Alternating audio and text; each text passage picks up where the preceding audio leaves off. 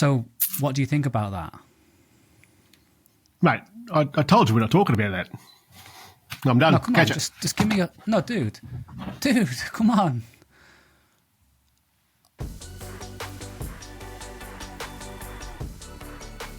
Hey, I'm David Addison and welcome to the David Addison Show for the iPhoneography Network, the iPhoneography podcast.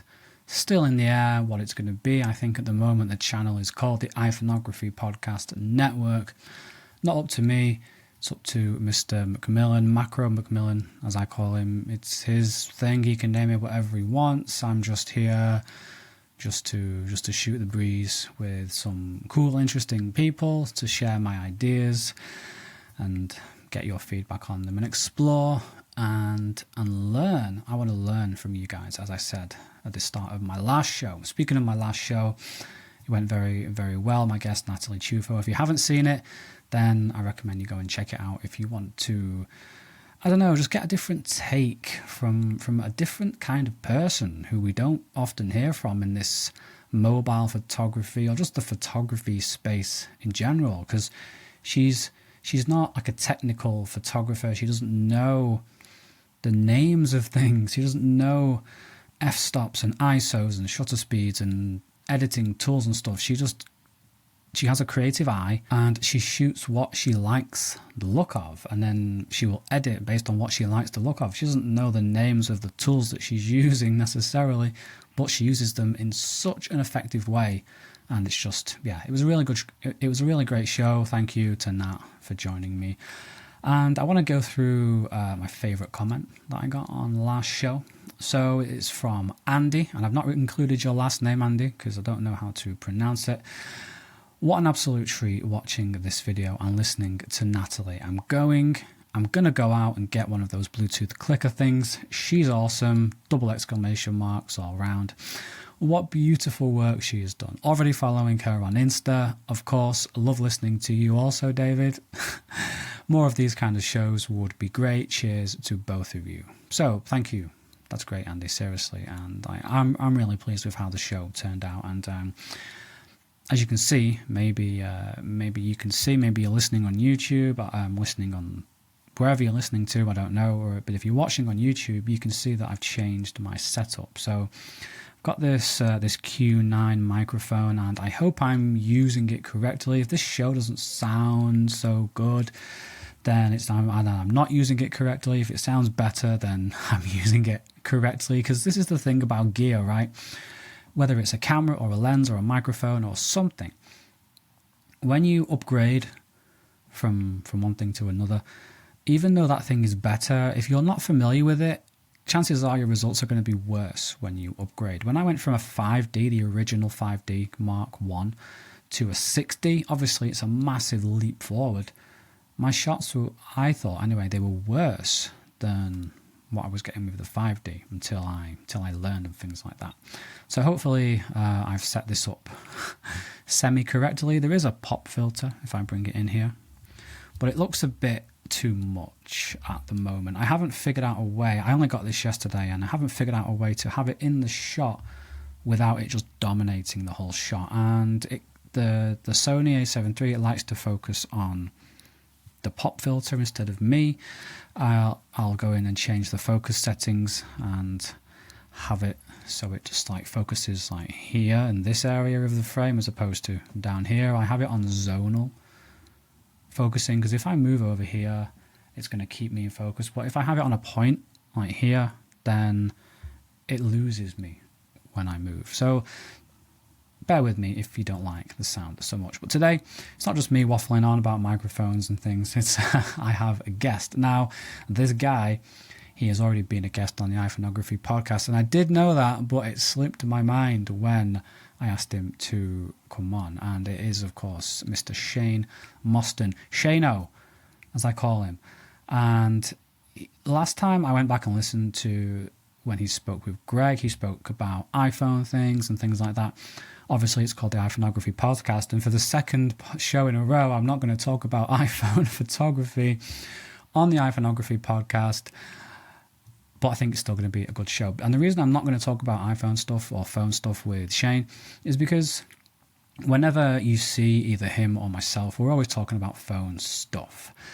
You go on one of Shayne's live streams, you go on any of his YouTube videos, any of mine, we're always talking about mobile phone stuff. So today we're going to talk about something a little bit different. We're going to be talking about football. No, I'm just joking. We're talking about YouTube. We're both YouTubers. Shayne's been popping off, especially over the last couple of weeks with the iPhone 13 Pro. Me, not so much. I've been talking about these things, and no offense, you're great. You really are great. I just stroked the light if you weren't watching. So I've lost my train of thought completely, but that's fine. What was I saying? Oh yeah, Shayne's been really just popping off recently. I'm going to ask him about that, how he feels about his success, and questions like why he thinks that his content has popped off. Whereas, I might need a pop filter for this. I keep saying pop, and that's what the pop filter is for. So let's see if I'm clipping my P's. If my P's are popping, then I might bring in the pop filter. Anyway, Dave, get on with it. I will. I've lost my train of thought again. This is what happens when I don't script myself. I go off on tangents. Anyway, yeah, so I'm going to ask him why he thinks his content is popping off, and other people, they struggle to get to 10, 100, 1,000 subscribers. They struggle for years, and he's just gone, whoom. Especially recently when he started to do his astrophotography stuff and things like that. And yeah, I won't spoil my whole conversation. I haven't had it yet. I'm about to get Shayne on. I need to send him an invite for this call. So I will do that now. And next time you see me, I will have Mr. Mostyn. Hello again. Hello. You know what? I'm just going to start from here. Screw it. Because I don't know. My thing with this podcast is that I don't take myself. This is like more of the real David, who doesn't take himself too seriously, who likes to fuck around, and that is a precursor. Editor Dave, I'm sorry. Get the censor sound effect out, dude, because there's some bleeps coming. Natalie dropped 2 or 3 F-bombs on the last show, and I was purposefully not swearing to make her look like a potty mouth and me look like the innocent boy. But I don't swear. I'm offended by that sort of language. No, you're not. Don't. I see the eyebrow raising up. So, dude, yeah, thank you for joining me. And as I was saying, I've already introduced you, but I might introduce you again, but I might not. The viewers are going to be on the edges of their seats. Who is this guy? I don't even know. This guy?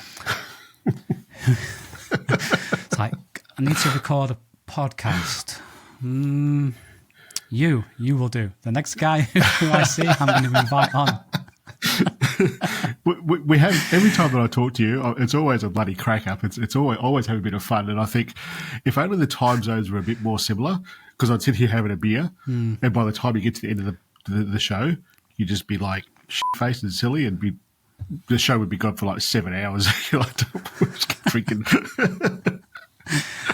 That would be good.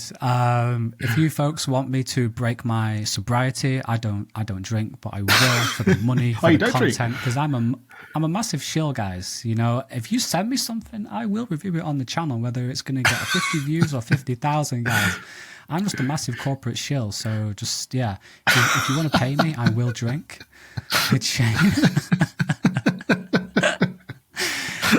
So this is not about... This is meant to be about iPhones and stuff. Today we are going to be talking about YouTube, because you talk about iPhones and phones all the live long day. Whenever there's a camera in front of you, dude, you're on about iPhones and stuff. I'm the same. If you want to hear Shayne talking about iPhones, switch off now. Go and watch his channel. Go and watch my channel, preferably mine. Today I'm talking about YouTube. Because, dude, you're popping off, dude. Seriously, congratulations on this last. It feels like it's been a week. I don't know what the time frame is. How long you've been uploading these iPhone 13 videos? It's a week. Yeah. So the 13 got released here in Australia on Friday last week. Today is Sunday. and I went to I pre-ordered it, if you like, through one of the retailers here. It's about nearly a 2-hour drive from where I am because I'm quite remote. And so I called them up and I said, have you got one of these coming? They said, we don't know until it's here.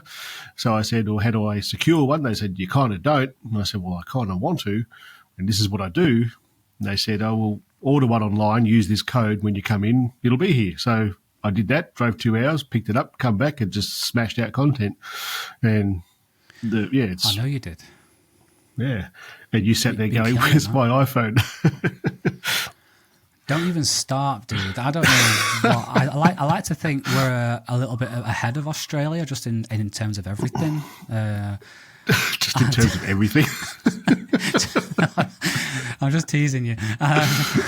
So plus, it's me, right? So I expect special treatment. So when I walk into my Apple store, I expect to be handed an iPhone. I expect them to be like, Mr. Addison, hello, welcome. Mm. Here's the Don't they put here's music the on when 14, you walk in? I want theme music. I want the same music that's on screen that plays when King Kong's on screen. When I walked in, it's JB Hi-Fi is where I got mine from. And when I walked in, mate, the music changed. There was like fog across the ground, dramatic lighting. Dun, dun, dun. Yeah. And I said, I'm here to pick up an iPhone. They went, have you pre-ordered it? Oh, dude, yeah. I didn't really know. Yeah, they told me that I couldn't buy one because of like stock issues. Like this release has been really popular, so unfortunately we don't. I'm like, really? You've been selling these since 2007, and you've not got your stock sorted out by now? I think it's because Apple's new to the game. They don't quite understand what sort of movement they're going to have through stock. So it's only 13 generations of the phone, so maybe 14 they might give get them a chance to find the feet. I know, yeah. You're being a bit harsh on them, mate. Screw them. They don't need my praise or approval. So I'm just gonna go through your social blade here because like these iPhone videos have been, as I said, just been killing it. So you've got 2,000. Does your audience know what social blade is? I don't know, but it's if you don't know what Social Blade is, folks, it is a third-party website that's not official YouTube, and it tracks everyone's statistics and things like that. So you can see not just your own, but everyone's. So I can just type in Shayne Mostyn mobile photography, and I get how many uploads, how many subscribers, and it kind of gives a guesstimate. It's not completely accurate, but it shows you like estimated earnings, total weekly views and things like that. And I'm just looking at your views, dude, over the past, like if you go back a few weeks, you're getting like 32,000, 38,000, 33,000. And then last week you got 138,000. Yeah. Like, that's crazy. And you gained 2,900 subscribers. In the last week? And you usually get about 400 a week, 500. It's usually about 500 a week. It's because when I only think that because when we do the live streams, I kind of have that in my head. Like, this week we're 34,000, and next fortnight I'm 35,000. So it's roughly 500 a week. Just let me do my math on that. 500 a week.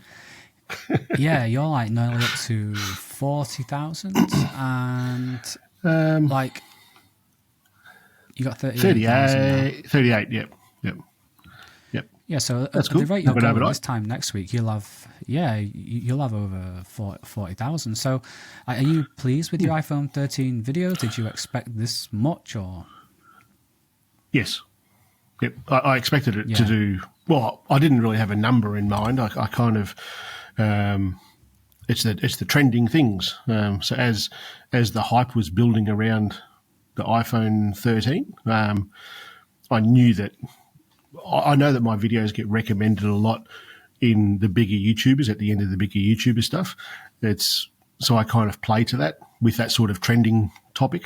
So when all the bigger YouTubers are putting out the iPhone 13 videos, I knew that when it came to that time, when there's this bloke from Australia who's just doing this just nighttime photography with his phone and getting these sorts of results, I knew that it would be recommended. And that one with the truck has gone crazy.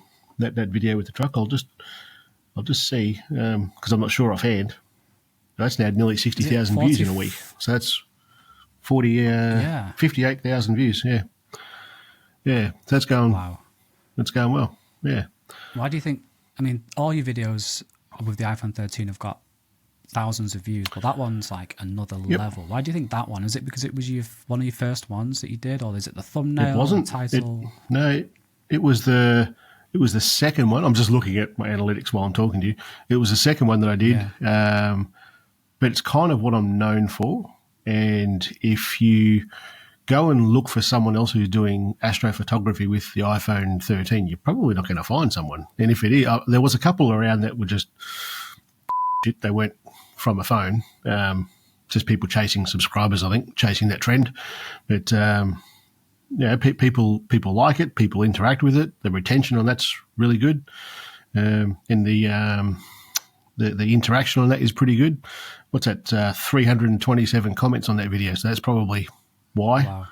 98.2% likes versus what would that be? 1.8% dislikes. So what can I say?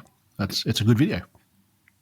Oh yeah, it's like why I have lots of questions and comments, and the one I will go with is why do you? No, I'll tell you what I think first. You listen to me now, Shayne. I think because that's why I'm here. You're out in the field, like actually doing it, and you're just straight in. I watched that video before we started, and you're just like, there's no intro, there's no, all right, guys, it's Shayne Mostyn here, and here's my dog, and you're not like, it's just like value from the first second. Yep, that's kind of the way I'm going now. Like when I first started the channel, I spent a lot of time and a bit of money with making flashy intros and stuff. And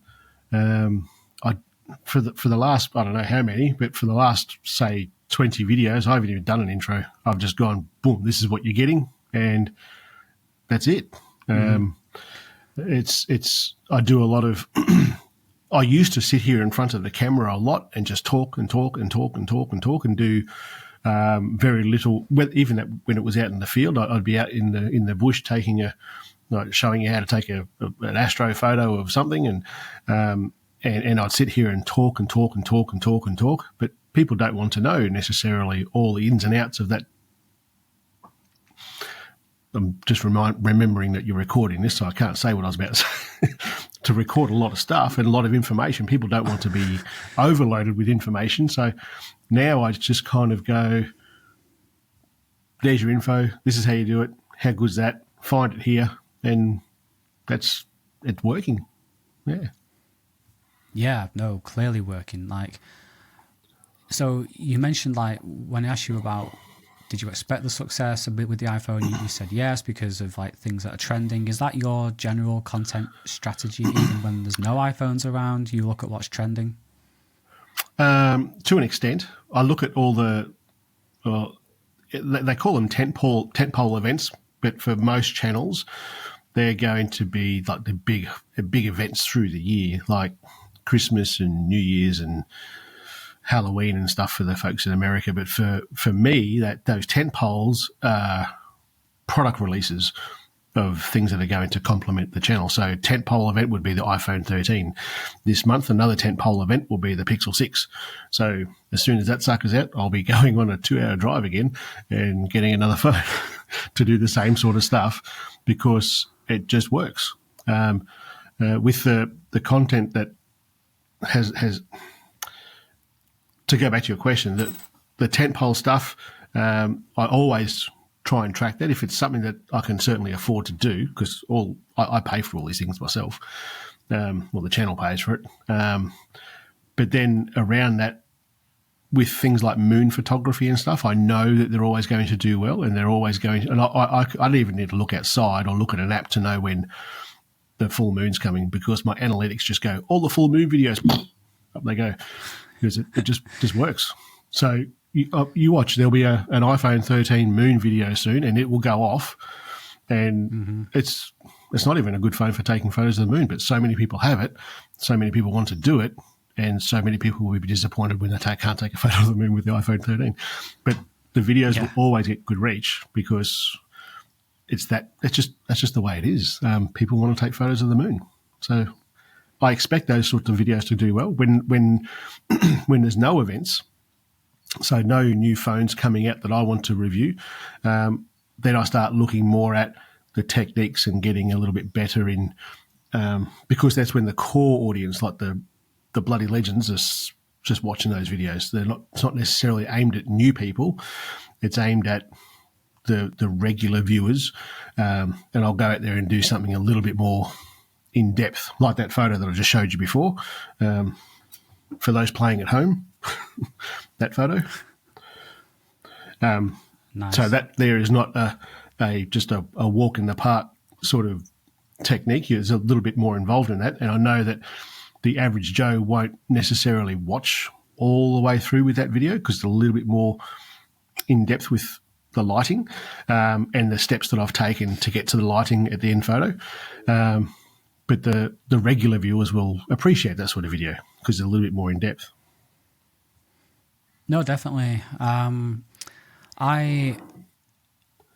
like to really focus on my niche. I don't really want to make, like, people keep telling me, this video got 1 million views, you should make one like that. I'm like, I don't want to. I like to give my core audience what they want, and it is the more in-depth stuff, like the halide and the moment stuff that the average person. I might make a video for the average person, but I don't want them on my channel. To be perfectly honest with you, I don't want to attract them. I want to keep them away. No offense to them, because I don't get any. Do you get any hate comments or trolls or anything? I don't get any of that stuff because I appeal to an intelligent audience. I absolutely agree with you. I get. I think in the community that I have, where you're part of it, it's you go into that Facebook group, and there's no hate, there's no regular sort of photography bullshit that you see in so many other places. Ego, absolutely. And I get occasionally, like even with the brands, like people go, I just took this out of an iPhone, and you know that there's a guy over here who's a hardcore Android guy, and he'll go, that's a good photo. And that's kind of cool. Where I do occasionally, when you push out a video and it's got like 58,000 views in a week, that's not my core audience watching that. That's everyone who just bought an iPhone is watching that now.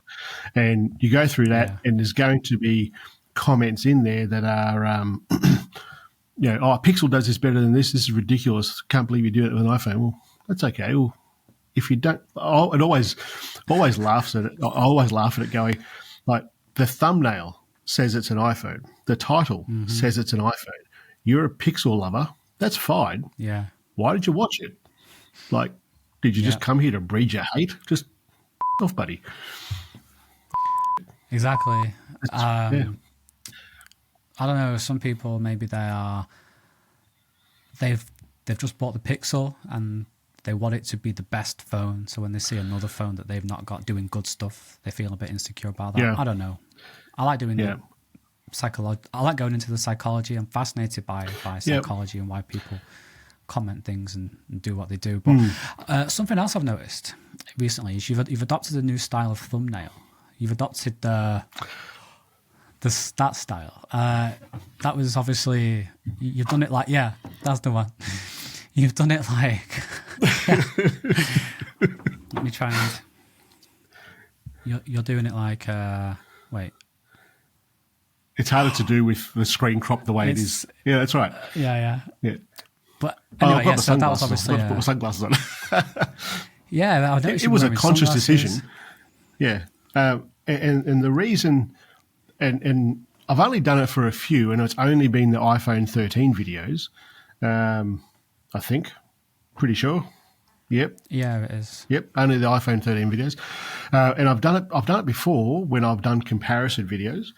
And it's for two reasons. One, a lot of the YouTube educators say with your thumbnails you should try and put a face on there. Well, it's not a good face to put on a thumbnail. And the second thing is nice. I was.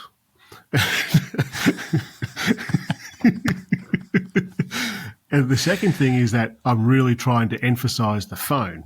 Like, people don't know who I am, but they know what that phone looks like. So the idea with those thumbnails is to put that phone.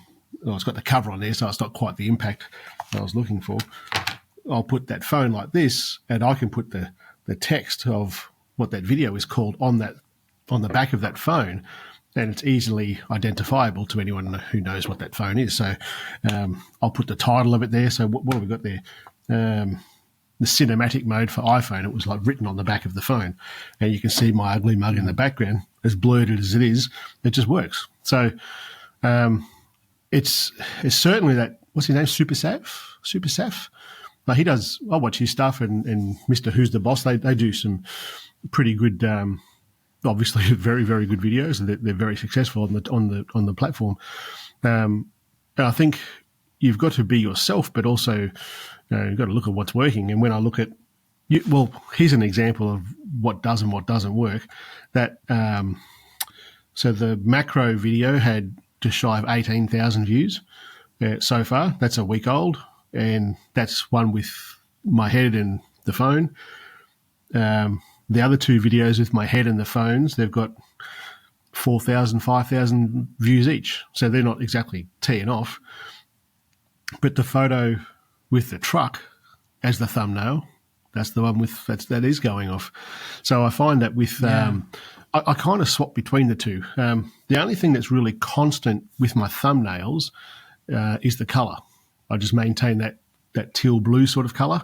I try and make that on every single thumbnail that I do, so that colour is there. So I'm hoping that the colour is associated, that like the audience, my regular audience, associates the colour with my content, and that's pretty well it.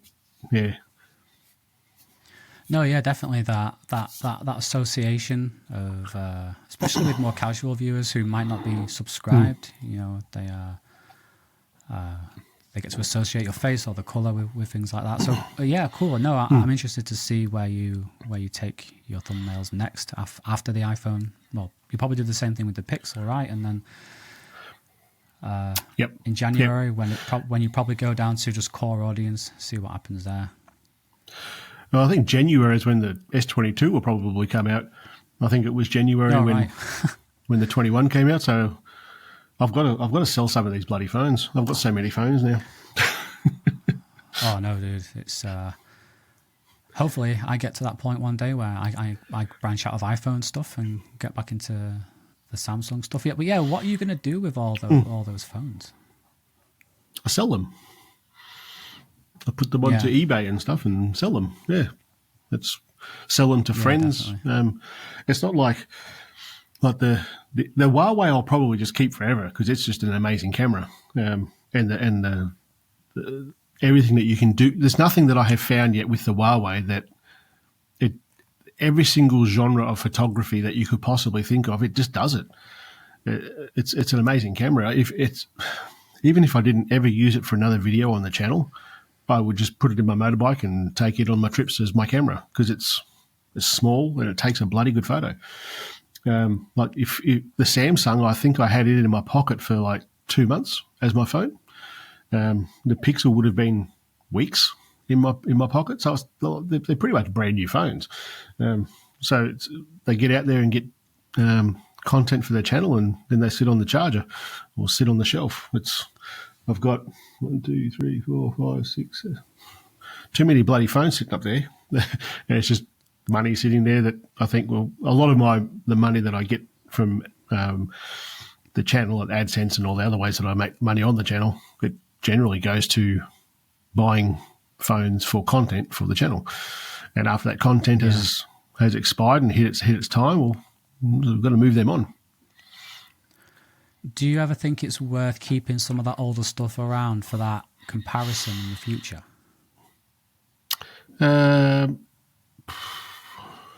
Probably not. The reason I say probably... Sorry, go on. I think when it comes to keeping them, you just got to look at it from a business point of view. At some point, the dollars matter. Obviously, we do this a little bit for love, but the rest of it's for dollars. And I look at it and go, well, there's money sitting on the shelf there. I can go and sell that, and go and buy that, and that for more content. Like how many people really in, say, 2014 are going to watch an iPhone 12 versus an iPhone 14 video? Virtually no one. It's just not going to happen. So why keep it? I will probably do another video with the 12, just some comparison stuff again, but that would be it. It'll move on then. I'll offload it and sell it. I've got the S21 will go. I've got to finish shooting the comparison video for that. Then it'll most likely go, because the 22 will come out soon enough, and I'll go and get that and make the more content just so that it keeps growing and growing and growing. When I was talking to Ralph Mayhew yesterday. Shameless plug, Ralph Mayhew Photography. Go and have a look. Do it, man. Well, I was talking to him about. I just totally lost my train of thought then about moving on this gear. He's saying to me, he does the same thing. He goes and buys all these cameras and then goes, I'm going to keep it here for a comparison video later on down the track. And you never end up doing it. So, as I said, too many bloody phones sitting up there on the shelf, from phones that I've used all the time and phones that I've bought just for the channel. To me, it doesn't make sense to keep onto them. Other people want them, and someone will get. I've bought it as a tool, made the content that I wanted to make, and then someone else will take the phone and make good use of it. It's just sitting on a shelf for me at the moment. Yeah, fair enough. No, with some things, I'll keep it around. But with phones, I'll probably do the same thing, to be honest. But yep. I want to ask you, how much time do you spend working on your channel as opposed to in your channel? And I can clarify if you need me to. You mean making videos versus running the business? Yeah, so on would be like working on your branding, content strategy, thumbnail strategy, stuff like that. Whereas in is obviously editing and shooting. Yep. The editing and shooting probably take up the least amount of time. For me, it's more the research and testing stuff. The branding is. I'm lucky enough that the branding is just me. What I am is what the channel is. It's one of the best lessons I think I learnt early on is just be me. And you look at some of the merchandising that I've got, it's just me. I've got T-shirts with Ducks Nuts written on it because I say Ducks Nuts, and people buy it. It's because they're the bloody legends, They're part of that community. Yeah. Even the community, the naming of the community is I didn't even come up with that. Somebody said it, just purely observing my mannerisms and stuff and what I say, and they say, "Don't you mean bloody legends?" Because I used to say, it's been a while since I've said it. I do 2 videos each and every week, all about small sensor photography, yada, yada, yada, yada. And if you're into that sort of thing, subscribe to the channel. And if you have already, you're a legend. I used to say that. And then and because I would say bloody a lot in my videos, someone would say, "Don't you mean bloody legends?" And that was born. So the branding around the channel is just me. I don't work on it that hard. I think that most of my community out there is not from Australia. So I think they get a kick out of this bloke from Australia just talking like an Australian out in the bush. So the branding really just takes care of itself. I spend a lot of time, more so recently, a lot of time liaising with companies for them contacting me saying, "Hey, we'd like to send you something to review." So I spend far too much time. I wish they would just say, "Hey, this is what I've got for you to review, and this is the sort of thing that would fit your channel." But I spent a lot of time going and looking at product that people say, "Hey, can you review this?" And then going and looking at other reviews and looking at the product and going, does it fit or doesn't it fit, as in fit the channel? There's no point bringing something onto the channel if the people in the community aren't going to benefit from it, there's just no point. That hurts the brand, I think. Yeah. But the main thing that takes up my time is probably researching the content that I make. So I use TubeBuddy to go and look at keywords. So if I want to do, at the moment, iPhone 13 is trending, so I don't care what you do with iPhone 13. You could say how to photograph a goat with iPhone 13, it's going to get views. So it just will. You do know you're going to have to make that video now, don't you?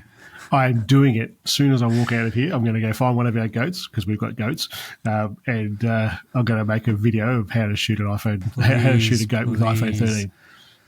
Yeah, I probably won't title it "How to Shoot a Goat" because that won't get good reach.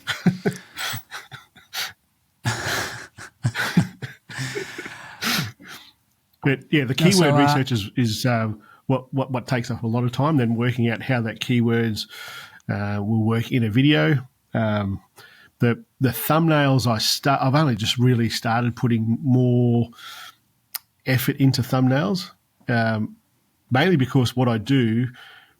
If the title says, S21 Ultra, how to do this and have the photo of this, that generally works because it's such a visual thing what I do on my channel. It's not, some trending celebrity topic. It's I've got this phone in my pocket and this guy just took this photo with it. That's amazing. How the hell did he do that? So that's the sort of how I used to do my thumbnails. It's only when I'm trying to reach new people that I don't do that. That's when you get that super saff look. When you all these YouTube gurus that are around, there's a few of them. You could follow their steps to the letter, and you would not blow up. You won't get past 10 subscribers. But you've got almost like 40,000 now. Why do you think you popped off, whereas some other people, they can have channels for years and make great content, and they get like 30 views? Yep. I put it down to a few things. I put it down to being me, as in I'm not trying to be Peter McKinnon. I'm not trying to be super saff, even though my thumbnail suggests I am. I'm not trying to be Mr. Who's the Boss or anyone else teaching anything with phone stuff, or tech reviewers and things like that. I'm just being me. I'm lucky enough that where I live is incredibly clear skies, so I can get some amazing photos of the night sky with something that everyone carries in their pocket. That's not to say that anyone else can't do that. That's just the niche that I've chosen. So when I've started this this journey, a lot of the YouTube educators said niche down, and I went, cool, I'll be a photography niche because I'm a photographer. And then I went, well, let's do mobile phone photography. Let's niche down that a little bit harder to mobile phone photography. And I got to that, and I went, well, let's go even harder and go low light mobile photography. And when you search through YouTube, I'm not the only one doing it, but without sounding like a dickhead, I'm pretty much owning that space of low light phone photography. And everyone out there has got a phone. And everyone knows what it's like when it's dark. So it just kind of works. Yeah. That works. So you planned, and the community, it sounds like you planned the community your is niche. huge. Absolutely planned that niche. It's I'm a very analytical sort of a person. Whenever I do anything, if I go and buy all the stuff that I've got on my desk right now is stuff that people have sent me, so I can't say this is what I did. But if I went and bought that DJI, come on, show me some love. That when I bought this, I researched and researched and researched and researched. So for the first, when I decided to make a channel, was probably February. I didn't do a video until April, and all I was doing was researching and learning how to do stuff. And because I was into astrophotography anyway, I was doing that with DSLR, and then I was teaching photography as well. And because I'm in a small town, I think that anyone who had any inclination to do that sort of photography workshop with me had done it. And I was kind of at the point where, well, what else do I do with teaching? And my wife said, teach people how to take photos with their phones. And I was like, that's the most ridiculous idea I've ever heard. No one does that. Turns out people do, and I'm making money out of it right now. So I worked out, well, let's do that. And then I found that there's heaps of people showing how to take photos with phones. It's mainly the bigger YouTubers when these tentpole events come out, like the iPhone releasing date, and all of a sudden Peter McKinnon, who's usually shooting with like a 1DX, has all of a sudden got an iPhone in his hand. And I thought, okay, that's cool. So I can't really compete with that. Not that you're competing, it's just you're not going to be on the same level, if you like. And then I went, well, what could I do that, well, almost no one else can do? And I just kept on niching down and went, what if I can take photos of the stars with my phone? And turns out you can. And that's pretty much where it started from there. Nice. And so you're obviously, because you planned it, you're obviously happy with where you are. Oh, of course. It's when I started this, it was such an unknown to me. So I'm 46 years old, I think. Once you hit 30, mate, after 30, you just kind of go, I don't care how old I am, I'm just older than 20. But once you hit your 40s, it's kind of like, do you think I'm not 30? I know you are. You bitch and moan like an old man. Dude. Or was that just an Englishman thing? No, that's just me. I moan so much. When I stop putting me off, because I will go off. Get back to the train of thought. What were you saying? When I started this, I'm trying to be professional here, man. You've got the wrong guest on. God damn it. So when I looked at doing this, I was looking at all these different people who were doing YouTube, and they're all like younger folks who have got younger and trendy. Is that the right sort of word I'm looking for? They're more pleasing to look at than what I am. So it needed to be the legit me and do something that's going to bring value to people. And I went, well, okay, well, let's give it a go. We'll give it a go. Like I said, my first video was in April last year, and I set this goal of to be monetized, that partner program, by Christmas. That's what I wanted to do. And basically, I decided if it wasn't monetized by then, I wouldn't do it. It's not the right sort of thing for me. I ended up being monetized very early in November, and from November to December, I got like 7,000 more subscribers from that 1,000. The growth was ridiculous. And I couldn't believe it. Every day I'd wake up and just go, this is crazy. How big this is going. And it got to the point we were going through how quickly it grew. We were going through this phase. No, what would you call it? Like with the pandemic going on, you'd get these daily numbers, and everyone, the press and the government just seemed to be obsessed with these numbers. And every day you'd now go, start 600 you start talking about the. I know, I didn't say the C word. You just calm down. But they were constantly on the numbers, and I'd come in after a day's work, and I'd say to Sarah, my wife, I'd say 724, and she'd go, oh. Is that cases or new subscribers? That day? No, she'd say, is that cases or how many subscribers you got today? So that it was kind of like the numbers were so similar. It was a bit of a play on numbers, if you like. But the growth just happened really, really fast, and I put that down to that one. Here's another super SAF moment. That's the 12 Pro Max, because I went and got that, and it just went. Poof, just blew through the roof. And then in January, if you look at the growth on my channel, it goes new phone releases, and then it just kind of peters off. Then new phone releases, then peters off. New phone releases. That's how the growth sort of happens. And the more of those I'm doing, when I've got a bigger base behind me, like the bigger subscriber count behind me, those numbers, well, those events, more, it's like a snowballing effect. And then more people come into that community that we have. And it just, the growth has just been so much more than what I thought it was going to be. So much more.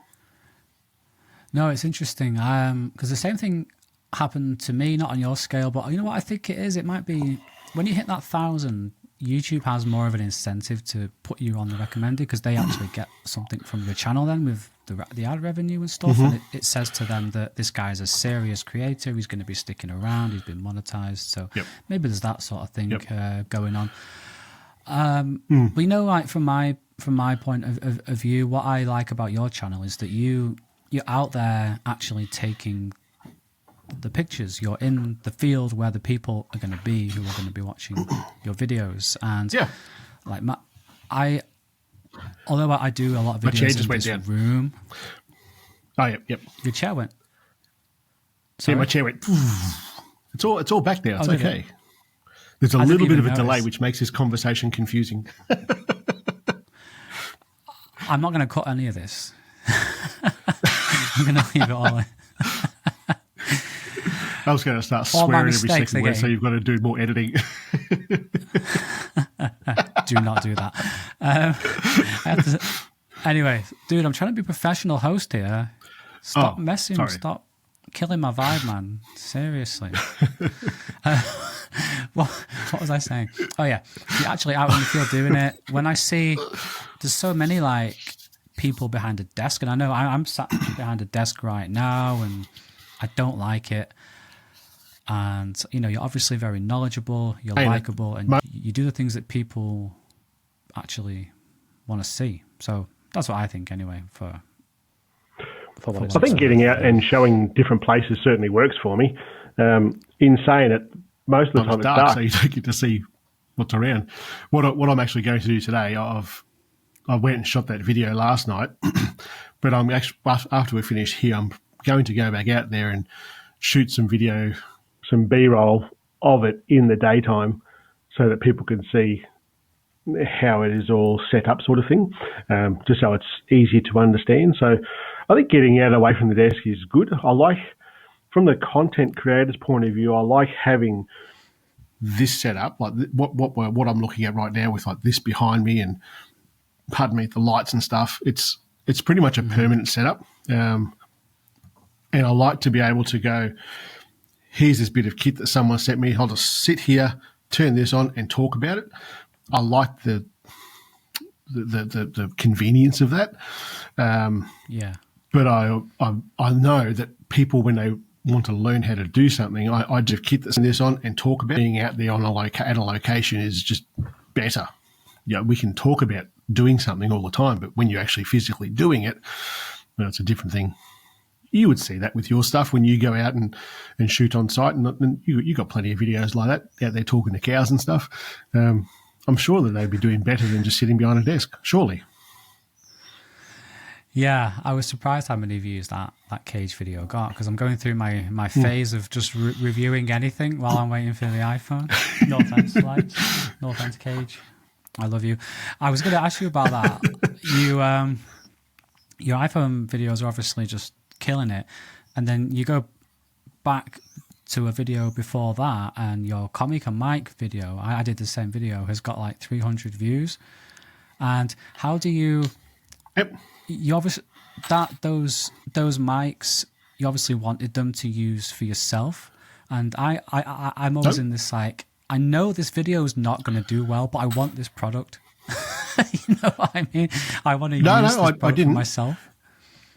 No, they contacted me and said, we've got this product coming out, and I didn't. It's still sitting there on the bench. I might use them. I've used them for that video. There's nothing wrong with them. They're perfectly good mic, and I would highly recommend them. I think they work really well. And the thing that I liked about it when they first contacted me, a lot of the stuff that I do is it's solution selling, really. With the photography that I do, it's a really cool way of here's a cool photo that I took, and this is how I did that. That's a solution to this. This is a cool photo. This is the solution. This is how I took it. And when I first started my channel, the thing that I struggled with the most was audio. It just was. And everyone seemed to... The thing with tech reviewers is that, not all of them, but certainly a lot of them, they will say, this is awesome because such and such sent it to me and I didn't pay for it and it's awesome. But if you put money down to pay for it, would you still say it's awesome? And when they said what this thing could do, this Comica mic, I was like, damn, I wish I had that when I started my channel, because it's such a good solution for someone who is starting a YouTube channel. It really is. You can use it on your phone, just plug it in, and the bloody thing just works. I wish I knew it was there when I started my channel. So when they contacted me, and I thought it was actually a little bit of the thing that was the reason it's only got 300 views is because, for the same reason that I almost didn't do the video, because it doesn't quite fit the niche that I'm in. It's more to do with video, but I still saw it as it's such a simple solution for the problem that I had when I started my channel. And I know that there are people on the channel who are also in the community who are also YouTubers. And when you look at the comments on that video, you know that some of them have gone out and bought that thing. It's not even an affiliate thing. I made no money out of that video besides the AdSense of 364 views, so it's probably like 20 cents or something. I've got some good backup microphones there, but it was much more about the solution to the problem that I had that I just know other people would have had. So I've started doing those reviews each week as well, and that filled one of those spots. So that's why I did it. Fair enough. Yeah, well, they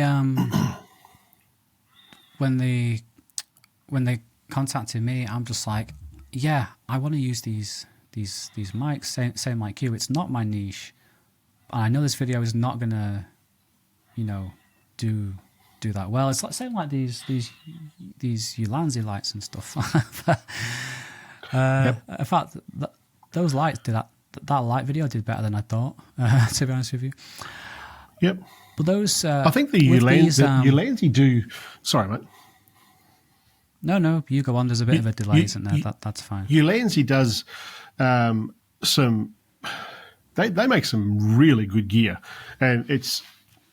I was using Ulanzi stuff well before before they started sending me gear. I've used Ulanzi phone holders and stuff ever since I started taking photos, long exposure stuff with phones. They just do. They do good gear. They make good solid gear, and it's pretty affordable gear. So when they send me stuff, and obviously they have their marketing strategy, and they say we want to promote X, Y, and Z. And so when they first sent me those panel lights, those ones, I initially thought, is that going to fit the channel? And the video that I did, it kind of didn't.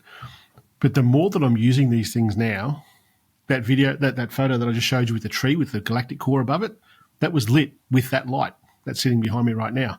So there's absolutely a space for it in my niche. I've just got to work out how to get that to work, not necessarily the way that Ulanzi wants it to work, but the way that I want it to work and my community wants it to work to make those sorts of photos. And when you look on the Facebook group that we have, there are so many photos that people are doing they're trying to do some cool lighting techniques, and it's not quite working. This is essentially a video light behind me, but I'm using it in a totally different way. So that's kind of the thought process when someone says, hey, can you review this? And I go, can I get it to work the way I want it to work with the community that I have? And if it does, it does. It's pretty rare that I actually accept. I can't think of anything actually that I've accepted that that I wouldn't use or someone in the community wouldn't find useful or a good solution to. I've certainly had plenty of people ask me, can you review this? And I go, no, that just doesn't fit at all. Go away. Stop Do you contacting respond me. to them all? Yeah. Yep, I respond to everything. Oh, wow. It's jeez, I just delete them. Look, if it's something that's clearly like a broad email I'm sending out to every YouTuber subscription thing that every YouTube. Hello, dear YouTuber. We love your content. Exactly. I don't reply to that. If they've used my name, I'll usually reply to it. There was one, I won't tell you the name of the company because they are sending me something. But they contacted me and said, "We love what you're doing on your channel. Your videos are great. Yada yada yada." And no, I'm not going to name it until it comes. But when we see the product, we'll know. You may not.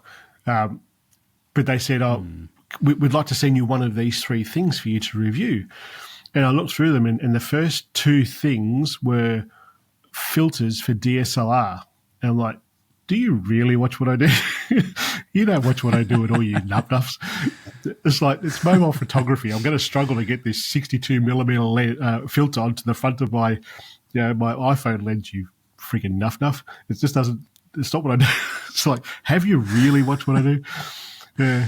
But they're actually a reasonably well-known brand. But anyway, if they end up sending me what they said they're going to send me, because it's one of the most common questions I get asked is not about phones. It's not about where I am. It's not about light pollution or techniques. It's about tripods. It's the most common question I'm asked. What tripod's that? What are you using? Wow. What tripod's that? What are you using? Yeah. So when companies say, hey, can we send you this tripod? I'm like, bring it. And we'll put it on there. And if it works, it works. And at some point, I'm going to have too many bloody tripods, and hopefully someone from Australia wants it, because when I send stuff overseas, when people say, yeah, I'll have that, it's cost me a bloody fortune in postage. But yeah, I answer pretty much everything. And I generally only bring stuff on to here that the community will benefit from. No, absolutely. And I think with those videos, they're going to be growers over time, So it might not pop off now, but it'll slowly, hopefully start to earn its keep over the year or years. So with your channel, what's sorry, were you going to say something? I was just going to say that the reviewing stuff is good. It's only new to me, that the things that the channel is clearly for low-level photography. But so if I can bring something in that's going to help with that, that's what I'm going to do. That's just the reviewing stuff is. I watched a guy. He's a YouTuber from Brisbane in Australia, and he just does reviews. That's all he does. And I was watching. I came across his channel because I was looking at a bit of kit that another company had said, hey, can we do this? And he actually reviewed it, and I went and had a look at it. And then I started following his channel, and he reviews so much stuff, like ridiculous amounts of stuff. And I don't mean like, here's an L bracket or here's a lanyard to review. I mean, like, he's getting like Insta360 cameras sent to him and stuff. And I reached out to him and said, dude, how are you getting all this stuff? This is ridiculous, the amount of stuff that you're getting. And he said, they just contact him. He doesn't contact anyone. And he said, I just do reviews on my channel. He said, I started off reviewing things, and people liked the way I reviewed it, and people get in contact with him. So I started doing reviews on the channel for things that I thought would be beneficial. And I get so many people, so many different companies contact me now saying, can you review this or that? It's mind-blowing. It's only a small part of the channel, but if it helps 2 or 3 people out, well, I've done what I needed to do in that. Yeah. Yeah, fair enough. So what's the end game for you? Is it a certain amount of revenue, a certain amount of subscribers? What is it? It's definitely the subscribers are purely now that I've pretty much hit all the gates to unlock different things with on the platform, like the community tab and monetization tools and things like that. I don't think there's anything else I can unlock as far as the numbers go. So from now on, it's purely vanity. You know, I've got this many subs, and it's the subs. The subs don't mean it's good to have them, but they don't really mean that much. Really, no, they don't. It's kind of like dairy farming. Stay with me. You go and talk to any dairy farmer around, and you go, "How you going?" And they go, "Yeah." And one of the first questions they'll ask is, "How many cows you milking?" And they'll go, "Oh, I'm milking 600. Oh, I'm milking 700. I'm milking 400. Pfft, I'm milking 600." It doesn't matter. It's what comes out of that cow is what matters. What goes into that vat, how much milk you are producing is what matters. So there are farmers out there who are pumping 700 cows through their dairy twice a day, but then you've got other farmers who have got like 500 or 600 cows, and they're producing better quality milk than those with the bigger numbers. So the numbers that equates back to YouTube. I've never done that before, farming in YouTube, but it's the same sort of thing. You can have as many subscribers as you want, and I look at some of but the views is what matters. How many views and the retention, that interaction that you have, that's what matters. You can have, and some of the YouTube educators that I listen to, they go and audit channels and help people grow their channel and stuff, and there's always stories of people who have got millions of subscribers making like $600 a month. And then you've got other people with, 10,000 subscribers, but their business is made in such a way that YouTube just complements it, helps it grow, and they're making $10,000, $15,000 a month. So the number of subs doesn't really matter. It's the money that's in the kitty at the end of the day is what matters. And if I can do that without just by being me, why not? So to answer your question, at the end of the day, my goal is to not work anywhere else anymore. So I'm working currently 4 days a week on a dairy farm. One of my neighbours is just like a kilometre or two down the road. Just driving tractors and just a farmhand, really. At the end of October, I cut that back to 3 days a week because the channel has just grown and grown and grown. And over time, it'll go to 2 days a week, and then eventually it'll be nothing at all. It'll just be YouTubing. So that's the goal, is to have a 7-day weekend. Nice. Well, I reckon it won't be long until you get there, absolutely, with the way that you're going. And from my side, that's everything that I want to talk about. If you've got anything from your side before we wrap up and I let you get on with your day, then you can feel free. No, I'm happy. Well, it is what it is. You're all good. We've been an hour now.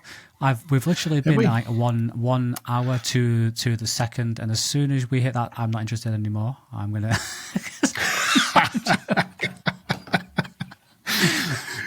when you watch the live streams of us on my channel, it's whenever you've been on there, so I start at like 10 minutes beforehand just to have a chat and like.